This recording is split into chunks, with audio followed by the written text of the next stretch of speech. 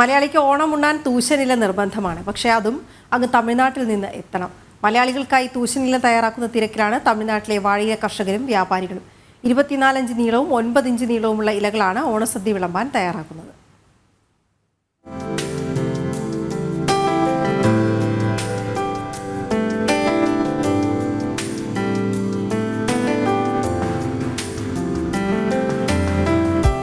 പത്തു കൊല്ലം മുൻപ് വരെ നമുക്കാവശ്യമുള്ള തൂശനില തൊടികളിൽ നിന്നും കിട്ടുമായിരുന്നു.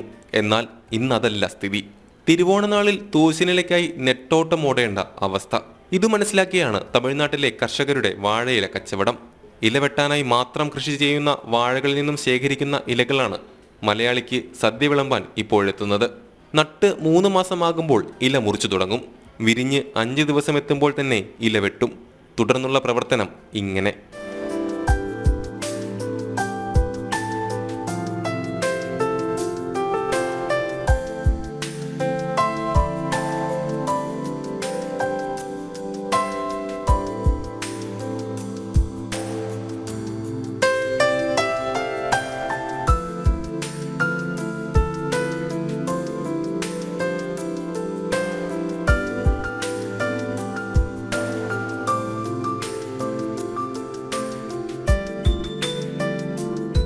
எங்களோட இந்த ப்ரொடக்ஷன்னு பார்த்தீங்கன்னா இங்கே தேனியில் மட்டும் ஒரு 100 to 120 ஏக்கர் கிட்ட நாங்கள் வாழை வந்து ப்ரொடக்ஷன் பண்ணிகிட்டு இருக்கோம். இந்த ப்ரொடக்ஷன் பண்ணுற இலையை வந்து நாங்களே அறுவடை பண்ணி நாங்களே விவசாயிட்டிருந்து நேரடி கொள்முதலாகவும் பண்ணுறோம்.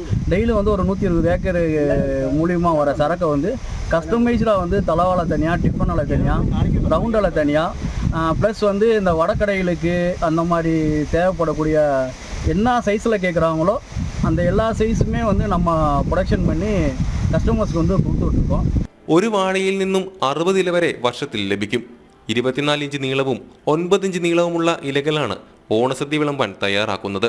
7 രൂപയാണ് ഈ ഇലയുടെ തേനിയിലെ വില.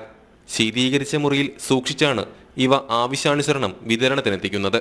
ഓണക്കാലത്തിനപ്പുറം ഹോട്ടലുകളിലേക്കും കേറ്ററിംഗ്സുകാർക്കും ഇവർ ഇലവിൽപ്പന നടത്തുന്നുണ്ട്.